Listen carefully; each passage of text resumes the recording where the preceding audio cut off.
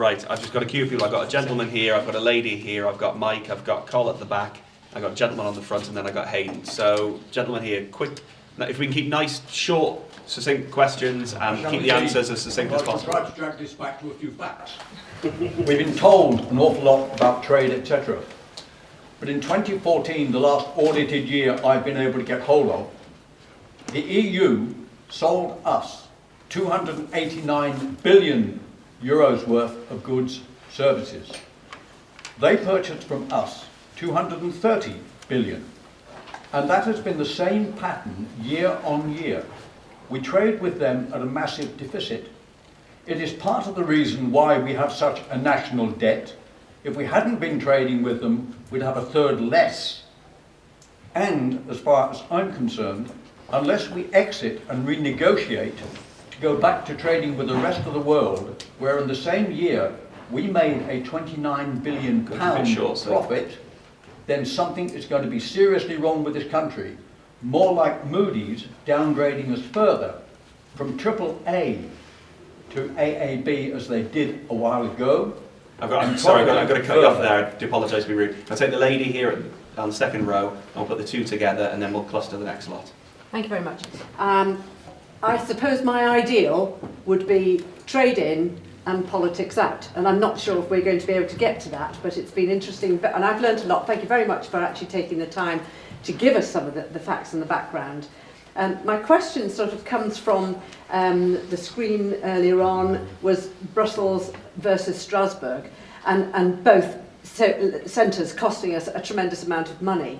And actually that shows the difficulty or the inability to be sensible on something as important as that in terms of costing. I think that we're always hearing that the books are not being balanced, and perhaps they are by now, I'm really not sure. No. But they're being discussed by very unaccountable people, and I think I blame the press too, because we are only now starting to get the hold of facts as to what actually is going on in Brussels and Strasbourg. And finally, I do feel that the difficulty of the whole region, I'm very, very glad that we were out of the euro. I'm anxious because Schengen is already a very difficult decision that is not, well, I think it's going to break the EU anyway. And I think on top of that, I would add the amount of bureaucracy. And those are not questions that I can really ask a team here, but to me, they're very fundamental, very big, and let's get out. So a couple of very similar points there, so I tapped Mike a bit as well. You had a question, Mike? My question was about the 2-year decision period and who's making those decisions, and the effect on trade, on investment, which was answered by Hugh. So my question has been answered. Okay, great. So we've got the deficit, and we've got trade questions in Schengen. And Adrian? I'll just make a point about the euro. In 2004, do you remember when they said we weren't going into the euro, made that decision, and what the IMF and lots of other institutions said that we're heading for meltdown because we're not going to be joining the euro. Well, I'm pretty glad we didn't. I don't know about you, but the same people are making the same noises now, aren't they? Yeah. The same people run the In campaign now were the ones arguing for us to join the euro, which was completely wrong. I never wanted to join the euro either, whether that was because laziness and I didn't want to have to understand the new currency, or whether it was just because I thought it was best for the country. I don't know, looking back. Being in the UK, we already have a lot of special privileges anyway, with a lot of other countries, like, we're not part of the euro, we're not part of the Schengen agreement and things. So we are able, a lot of the time now, we do take what we want, and we sort of take what we want. We are quite different to the other countries in the European Union. And right now, this is a great example that we want to leave because we think we're getting hard done by. We're not getting hard done by. Every country is exactly the same as us. We all have to follow these rules. Why should we be any more special? We already have so many privileges. We have the New Deal that the Conservative Party, which has been able to strike up as well in Europe already. where again we're getting even more special privileges. So I think we're in a really good position already. Even though we're in Europe, we're already taking bits that we want. When it comes to Schengen Agreement, Can somebody, Amy, can you just quickly explain for people if they don't know what Schengen is? It's one of those words. So the If you just do it Schengen very quick. Agreement, forgive me because I can't remember the year it was set up. Does anyone remember? That's right, just the gist of. Okay, basically it About gives the borders. open borders in Europe. For example, when I was in France, I used to be able to get a bus for €1 all the way up to the Netherlands, and there was no passport control on the borders, so we could just get on 7 hours later. We're in the Netherlands. The UK didn't sign that, so which is why we still have passports. We can't just use national ID card, and which is why when we cross over, we still get passport checked and things like that. That's what the Schengen Agreement is. Thank you very much. And of course, we're not part of that. Yeah, that's great. Mark and then Matt. So I'll address the first question from the gentleman about the trading deficit. Cutting out the trading deficit, even if it was we traded as much in as we got out, I don't understand how we save money in that, because what we're doing is we're spending money to buy services and goods.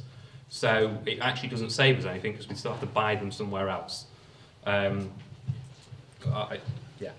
But to return to the lady at the front, the Strasbourg and Brussels thing, it's madness. We all know it. Any sensible person looking at it would go, why would you decamp 12 times a year for 4 days? And actually the EU has tried to abolish it. But someone, in their infinite wisdom, when this was first set up, allowed the French government to veto it. So every time somebody raises it up, the French government just says, no. That's not the EU, that's the French government. Yeah. Do you want to add anything or will you take any more? Yeah, no, I'd like to go back to Okay. Cheers, thank you, Mark. the trading deficit, 59 billion. I think that is one of the main reasons why we will get a trade deal during the 2-year negotiation period, because why would German companies who sell billions and billions of pounds worth of products, Germany, Hungarian, French companies, why would they let their government put them out of business? They wouldn't. The German government, if Angela Merkel said there was no free trade deal with Britain, BMW and Audi would be knocking on her door the next day demanding a free trade deal. And they've got a lot of power, and it's the same with the wine companies in France, the cheese companies. They do the exact same thing because they export a lot more to us than we export to them. On the lady's point of trade in, politics out, that's exactly what our Vote Leave campaign stands for. We want to trade with Europe, we want to be friends with Europe, we want to cooperate with Europe, but we don't want to be governed partially by Europe. Thank you. Right, questions. I've got the gentleman at the front, I've got Carl then at the back, and then I've got Hayden, and we'll cluster those three together if that's all right. Could I raise the ugly head of immigration, please? I do not understand how we can have our government, which is in favour of huge restrictions on 100 countries in the world to come into this country, and we stop a lot of people from coming in, and you have to be able to prove that you're in a job, etc. Yet for another 25 countries, there are no restrictions whatsoever. I cannot see that it makes sense that we do the one on the one hand and the one on the other. And we don't have huge problems in Wales and Wrexham with immigration and the problems that are causing, but there are huge areas in England where immigration is causing a problem. Just to finish off, Mr. Osborne, for example, said that he was going to build 250,000 houses each year of this Parliament. I'm sure we'd all agree with that. If, however, our population keeps increasing by 300,000, by the figure that it is, I forget it's by that figure, virtually all of those houses are going to be taken up by the incoming immigrants.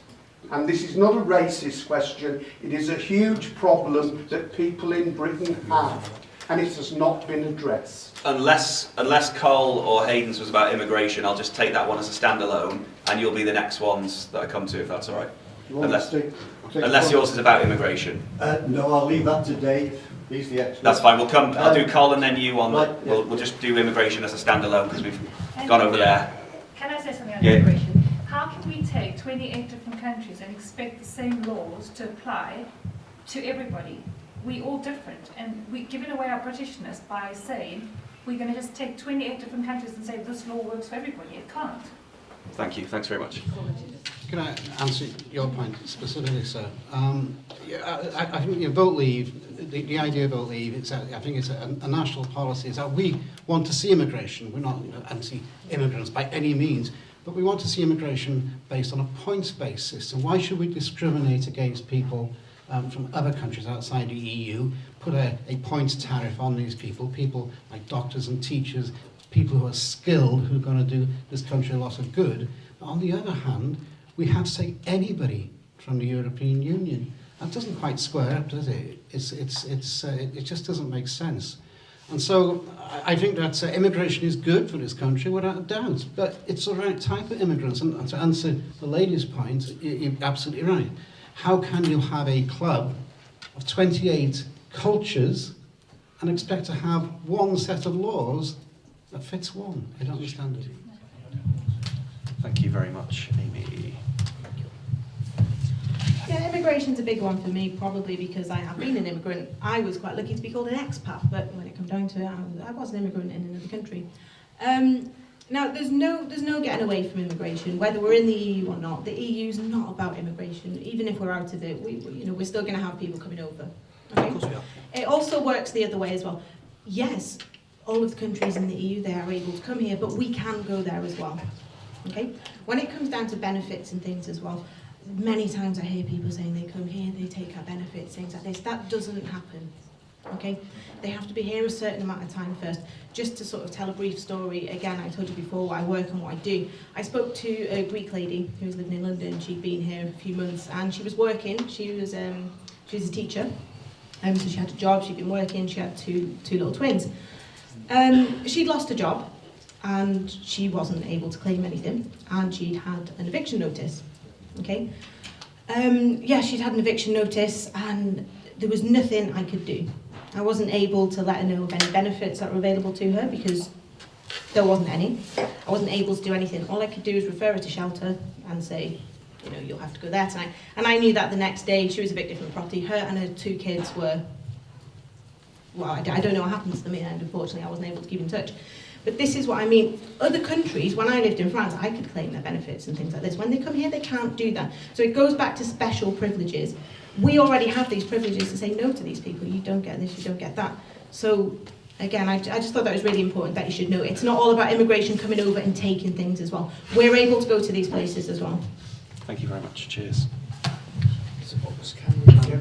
There's no such, what was the wording you used? A special... Privilege. There's no such thing as a British special privilege within the European Parliament. 70 times we have tried to stand up to the European Union and had a big vote on whether or not to put legislation through over 70 times, and every single time we've been voted down. Schengen, Euro. They weren't the ones I'm talking about. No, But they're privileges. yeah, but the ones I'm talking about, since then, since the initial, we joined the EU, 70 times we've stood up to them, over 70 times. And every single time we've been voted down. I'm sorry, but that's not a privilege to be voted down 70 times in a row. Coming back to immigration within the EU, most of your argument was trying to pull at heartstrings and things, which I don't think we should be doing. I think we should have a sensible debate on taking back control and on having a discussion about numbers and about equality, because the current system discriminates against people who are outside the EU. For example, let's go back to some real figures here. 3 million EU migrants live in the UK. 1.2 million migrants from Britain live in the EU, over half of which are retirees. So they're just pumping money straight into the... That's inaccurate. Go on, let's shout it out, let's have it, come on. There's 2.3 million Brits live in the EU.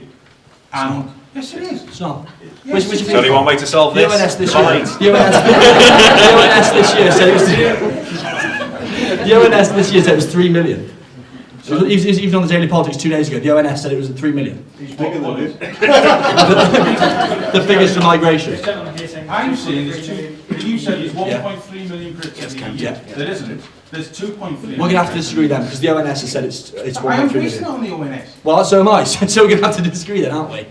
But your figures are always correct. We'll leave that one. We'll carry it. The point I'm making is that there are vastly more people from the EU living in the UK, and I think when it comes to renegotiation, this will help us again, because we can say, listen, you have people living here, we have people living with you. Let's make a free trade agreement and let's get on. Can I just answer the point about Mr Cameron's special deal that he actually made? From a legal point of view, I can tell you, professionally, I can tell you absolutely categorically that it doesn't stand that legal test. It would have to be in a form of a treaty, and it would mean that for a treaty to change, then other countries would have to have referendums for that to happen. So if we vote to stay in, then you can forget about the special deal, because it isn't going to happen. It'll be voted down by the European Parliament immediately. They're already making plans to do it, actually. Final point on that one. I'm sure it'll come up again in other questions. To say that it's not legal, and that these countries are not going to have to take referendums to do a treaty change. That's not true.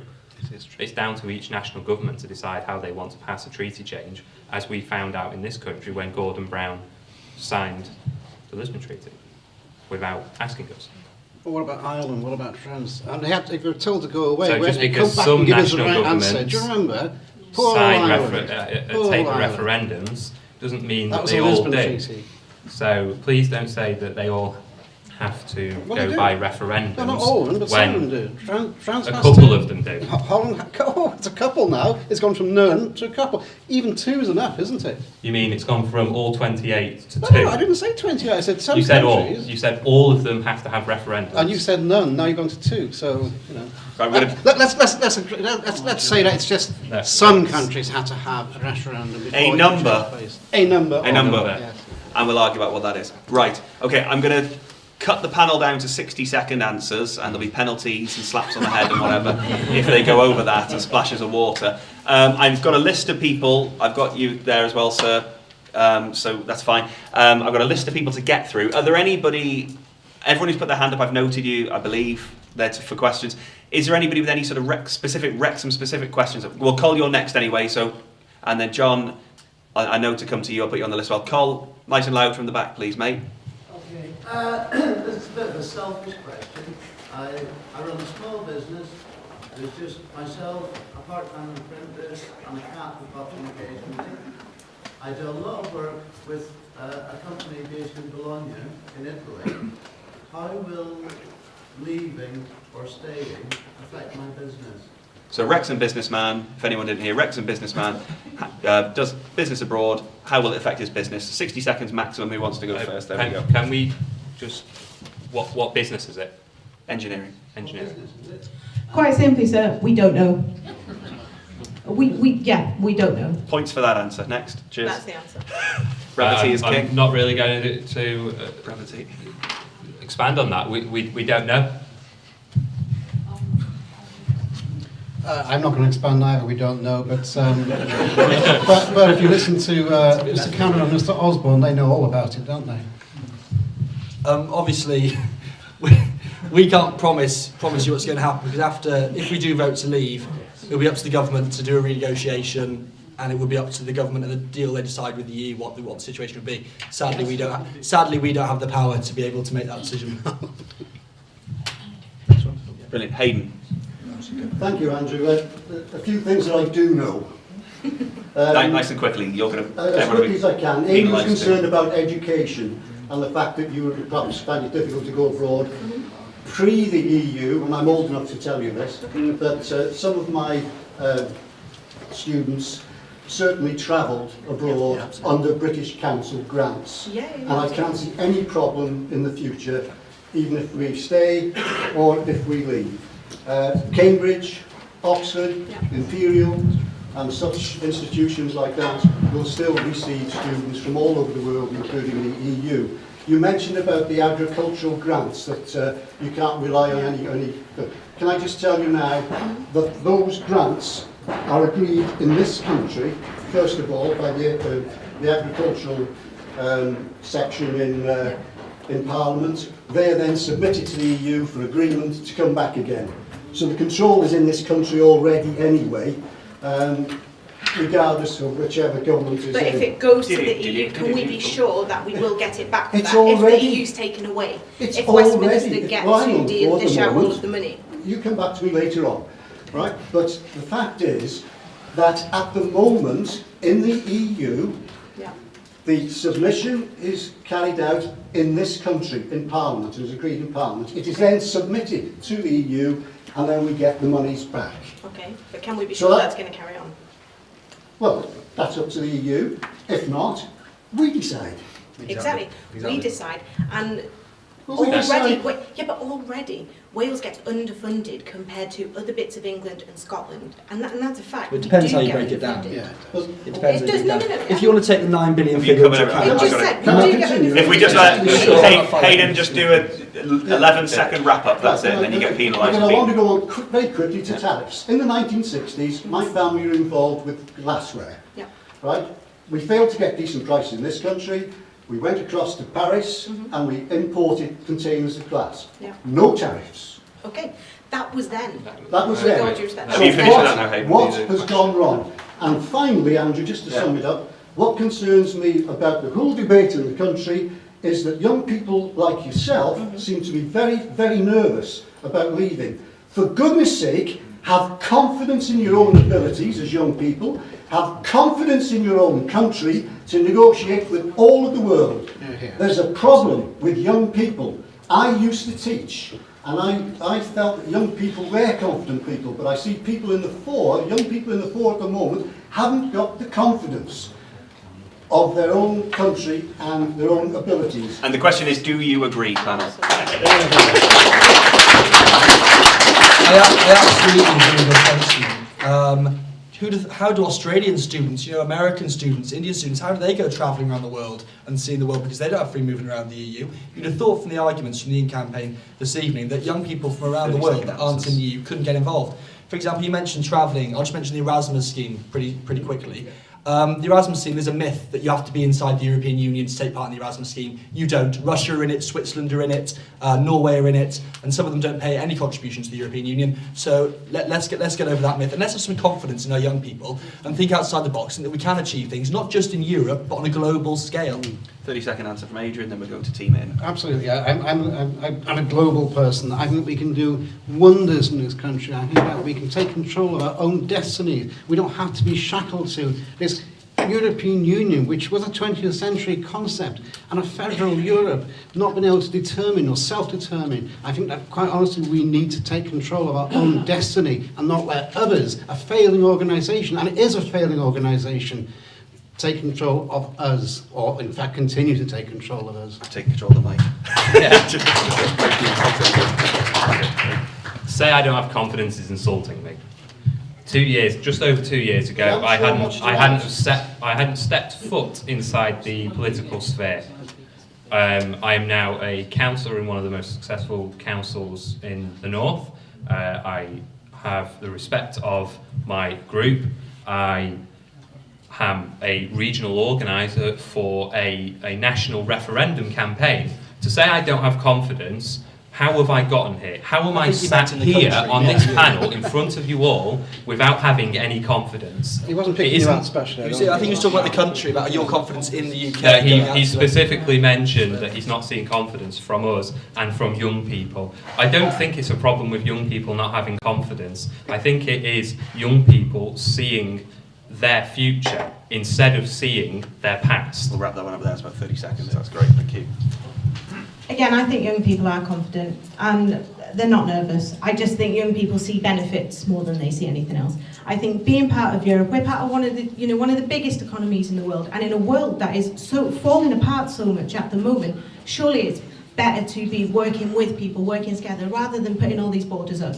Okay, so I am confident, I'm not nervous, and I don't think young people are in general. I just think we see the benefits and we're able to move forward rather than, and forgive me, working on everything that's happened in the past, living in the past. We're just able to see forward. We've got much more of a forward-thinking future.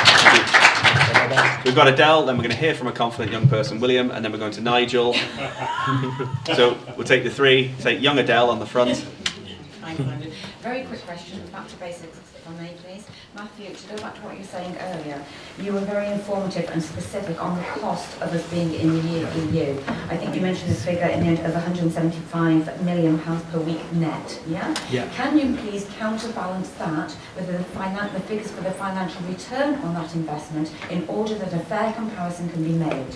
I don't think we can take specific figures on one side without having the scales on the other side to make that comparison.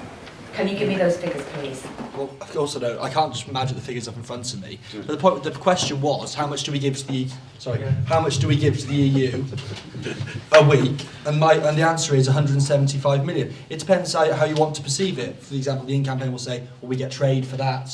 But I think we'll get trade anyway. I don't see any reason why we wouldn't trade with the EU. I just think it's to make a fair comparison on the in or out debate. It is only fair to have both sides. In fairness, I think that's In's job as well to present their counter. Matthew gave a specific Indeed, but they can give specific ones. There's many specifics. Does anybody want to very, very quickly? I'm not an economist by any means, but I believe that it will be counterbalanced in some effect by the fact that we'll be trading globally. So that's about as far as. Do you want to add into that, or we'll leave it if we don't have to answer that? I'm happy to add something. Just very, very quickly, super quick. Yeah. I'm not an economist either. However, our campaign says it's £10 for every £1 put in. Dispute those figures if you want. It's up to you. And as for trading with the world, we can still do that now. We can still, nothing stops us from trading. We cannot create our own trade deals with any other country. The EU has that power. We don't need trade deals to trade with other countries. Of course, but it makes it a lot easier, as you've said the free market does. If we have free trade deals, it makes things a hell of a lot easier to trade globally, which is why your argument is to stay in the EU. But surely if we're going to quote figures, we need to quote all the figures in order that we get... I'm persuading you to vote out of the EU. It's their job to persuade you to vote inside the EU. I'm not going to give you figures to make you want to stay in the EU. So just give us one side? Of course, I'm on one side of the debate and they're on the other side of the debate. It's up to them to defend their side. I'm not we're going to take this one outside of the debate to discuss some specifics afterwards, go over to their stalls and grill them on the money. You've got William here, then the gentleman there, then Nigel. Short questions, short answers. William. Right, so the gentleman at the front said that young people are afraid of coming out of the European Union. I'm not. I am pioneering to vote to leave the European Union because I believe that it will bring more prosperity to this country and we will be able to control our borders and so on and so forth. But I just want to make 3 points, okay? Three super quick points. Yeah, okay. I haven't heard it from the Strong Green campaign tonight, but I've been watching the campaign from its side, and there's 3 points that the Strong Green campaign have made since the start of the referendum, which I find very interesting. Number 1, they've said that house prices will go down, which I don't see to be a bad thing. But number 2, the leader of the Strong Green campaign has said that wages will also go up. So what we're going to be seeing is wages go up, house prices go down. What's the problem about that? And the third point that they've made, and they've said this in the government select committee, is that we would continue to trade across the world as well, and we'd be able to trade the emerging markets in the Commonwealth, which would not only make our businesses here more profitable, but it would make this country more of an investment hotspot more than anything else. Cracking, we'll leave that there. Thank you. This gentleman here. Yeah, I thought I'd stand because I haven't got a strong voice. But the EU bought Safe Borders 2014-2004 project for safer internet and basically censoring internet and having laws to silence our speech, so on and so forth. That's quite a strong thing for me because I feel I don't quite understand how much the EU has control on our speech as if we left or we stayed in. So can you just give me some heads up on so we're going to take if we stayed in or stayed out, what would happen to our speech? Very good. Nigel, and then Mr. Hand up for a long time. Nigel. Andrew, I just want to touch on a couple of points in nice and loud. In relation to young people and touching on immigration. I've listened to everything that's gone on tonight and I've done a lot of research. And for me, I think, how is it going to affect me? I'm well into my 50s now, and personally, I'm looking at it from the point of view of the next generation, my children and my grandchildren. Most of us here, lived through the horrendous years of Northern Ireland. The world, has, since 9/11, has got unsafer and unsafer. You know, every day, you know, we look at the news, and whether it's Brussels or Paris, right? You know, it's not when, if something is going to happen in this country, it's when. And my question, the way I'm looking at this isn't about just voting in or out of the EU. This is going to be the only chance we get to vote for whether Turkey is going to be allowed into the EU or not. And that, to me, is a fundamental issue. Those terrorists were homegrown for a start, they weren't immigrants. Well, so I was changing the immigration policy. We're going to leave that there, and we're going to come to the gentleman who's been waiting patiently for such a long time. Thanks very much. The most contentious thing about coming out of this particular referendum, in any vote you want to look at, is immigration. And we've spent about 5 minutes on immigration. And some of the figures I've heard, from both sides, frankly, are way off the mark. Even the Office of National Statistics will tell you that we've had, to refute this chap's statement, we've had 12 million immigrants since 1997. 12 million, so forget the 2.5 million. How was that the First, I said? excuse me, let's go through the chair. How was that the It's not democratic. Nobody has ever given any government or the EU a mandate for us to accept all millions of immigrants into our country. They weren't linked, but... Yeah. So, I mean, the Schengen thing, that is a red herring, because all they've got to do is stop in France first, then they come here, and we can get anyone out, as we are doing, nearly 750,000 every single year. My question is, we've talked about the decimation of the mines, and nobody on the right-hand side are bothered about that. It's destroyed the industry in Wales. I'd like to know what they think about that. Why are we getting coal from Bolivia and Russia when it could be mined here? 51% of our mines are still viable. They don't seem to be bothered about that. And we've got millions of youngsters. I've got to cut you off because you've had a number of says. We've got to bring that down. I think Nigel's specific Well, I've waited a long time, so that's why... You have. You've been very patient, all 3 times.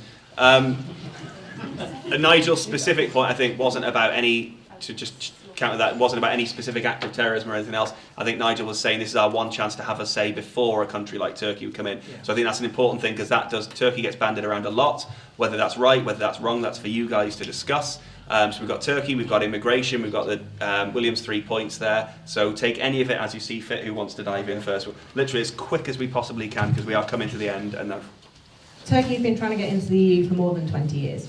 Okay, for pretty much the whole of my lifetime. I think it was from 1987 actually, but I'm not sure.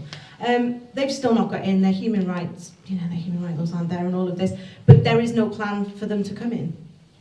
There is nothing set. There's nothing set in stone right now which says on this date Turkey will enter. They've been trying for over 20 years already. It doesn't mean they're going to get there. Yeah, maybe they will in the future. Maybe they won't. But we won't be able to vote on it then. We won't be able to vote on it then. This is our last referendum. So if you are worried about it, even if it happens in 20 years... But did you not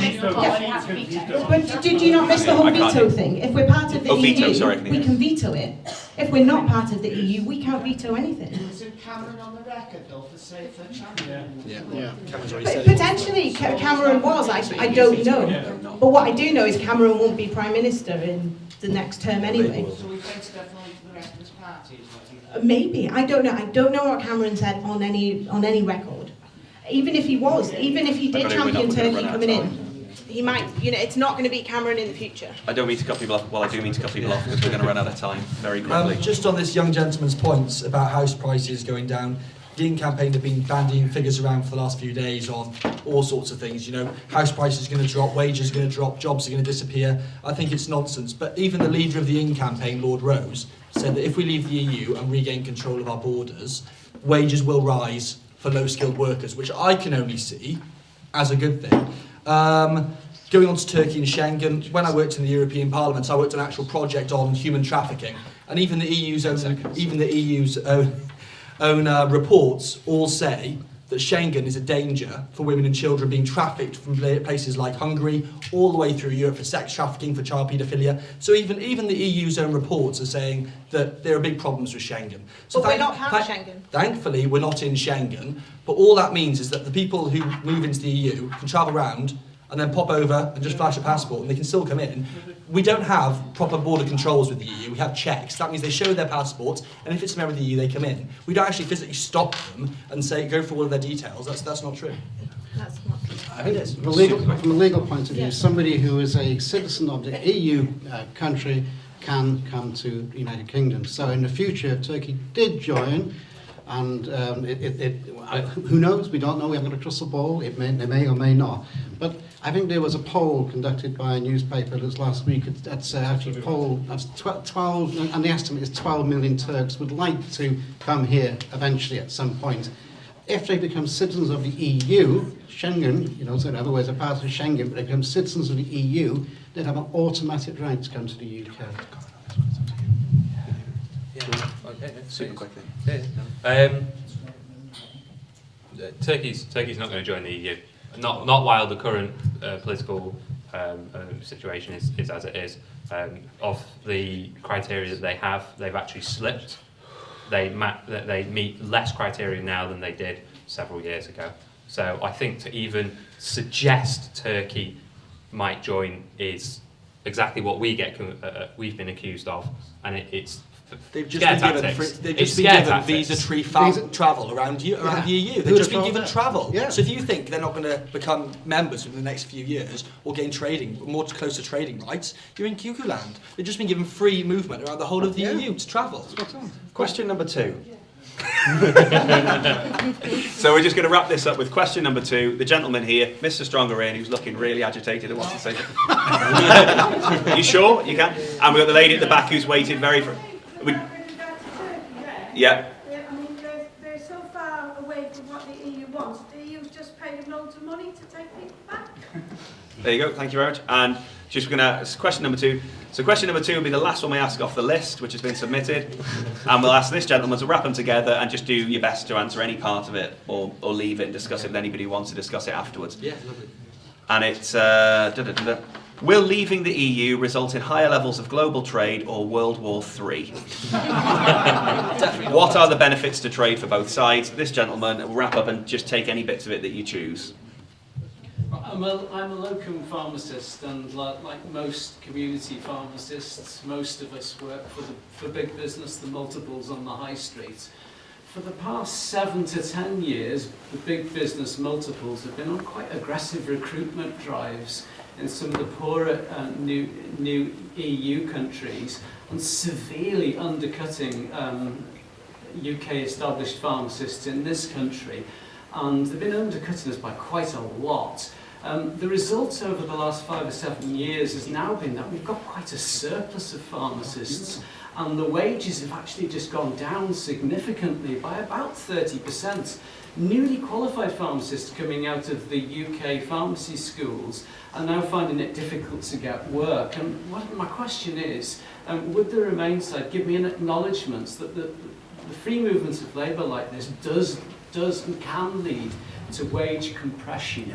And, you know, is that, maybe that's a price worth paying, I don't know. Super quick answer. That's great, thank you very much. Good question, very good question. It is a very good question, and unfortunately, it's how it works out. I'll admit that is a problem with the free movement of labour. And if we do get rid of it, though, wages will go up, which will be fine in the pharmacy industry. But there are other industries where it won't be fine, and it will result in businesses hiring less people. So you'll have job losses. So that's the trade-off of higher wages. And that's up for you to make that decision of whether you think that's worthwhile or not. Thank you, appreciate that's a clear acknowledgement. I think that highlights how interwoven everything is as well, isn't it, in terms of the trade-offs that we face, how interconnected it all is. Can I answer the question on the World War? 1949, NATO was formed. NATO has kept our peace ever since. What about this European army? Now you might say, oh, he's scaremongering, but you know what? Gordon Brown signed away in 2007 the Lisbon Treaty. If you look at the Lisbon Treaty, there's provision there for a European army. Now, would the European army do the job that NATO has done, kept the peace all these years? You have to ask yourself, I mean, look at the disarray that they find themselves in with a lot of things that have happened in Europe. You know, all these governments trying to work out what they want to do, and they can't come to some sort of agreement. Can you imagine that if that was a military force? Quick round. Thank you. Thanks for admitting that being a member of the European Union does drive down wages for minimum wage workers and low-paid workers. And professionals as well, absolutely. But in particular, it does damage low-paid workers. Even Mark Carney for the Bank of England has said this happens, and it's really refreshing actually to see the in-campaign admitting this, because a lot of their senior figures and people in the media, I'm sure you'll see David Cameron over the next few weeks when they go on the TV debates, they'll deny it, they'll act as if nothing's wrong. I think to be honest, I think it's a very sad situation we're in, where especially the poorest in our society for the last 15 years have had their wages depressed and undercut by workers from the EU, but because the EU is expanding so fast with poorer countries, that was naturally inevitable. It's good for big business. Of course it is. That's why all the corporate lobbyists work in Brussels and lobby all the big EU members. I get it. Let's not necessarily talk about the poorest in our society. I think the Conservative Party have got the got the monopoly on that one. I think they've done enough for the poor in our society. This isn't about that's nothing to do with no, but what I'm saying is that's nothing to do with the EU. Okay. Your colleagues just admitted he undercuts wages, and now you're saying your colleagues aren't I was talking about you right. mentioning the poor people. Yeah, but of course. Going back to wage, yes, some wages will go higher, some wages will go lower. We don't know. There's a lot of jobs in this country, mine too, that's actually funded by EU money as well. Our money. Okay. Our money. It's our money. We send it to you, and they give it back. Our money. Recycled money. There's a lot of jobs in this country that are funded by EU money, mine included. Okay? Our money. Can she finish talking? Yeah, but it's our money. Okay, Why do you say EU money when it's our money? Well, while she speaks, she'll say EU money. When you speak, we'll say that is funded by our. money being spread out from the EU. What I'm saying is, if it's 2 not coming seconds from the for EU, overtime. will we still get that? Well, if we don't, you can vote them out, can't you? Democracy. You can vote them out after 5 years. Yes. So people suffer for that long. Thank you very much. Are there any final, and I mean, John's been waiting patiently, it's going to be unbelievably short, and we're just going to have some very quick answers. I think Adam wants an illusion about this EU project. The EU think in terms of 20, 30, 50 years at a time. They're not looking at like our government do, at a 5-year term of government. 1952, the founding father of the EU, Jean Monnet, stated that Europe's nations should be guided towards the superstate without their people understanding what is happening. Now, I'm 77 years old, and for most of my life, I never realised what was happening. It's not been until the last 4 or 5 years I've woken up, looked and seen how all our rights and freedoms have been removed. I mean, it's been done in a very, very careful way at an inch at a time. My fear for my 8 grandchildren is that by the time they're in the working age, that they won't have no control at all over the way this country's run. Yeah. That's why I'm fighting to vote Leave. I just can't believe you 77. Just very quickly, Adam. Rights that he's lost by being in the EU. You can discuss that with him. The rights. We haven't dealt with the He just made a American statement saying he's lost rights from being in the EU. List the rights. This is lost. We've lost. I've just asked them to discuss it afterwards. I've just asked them to discuss it afterwards.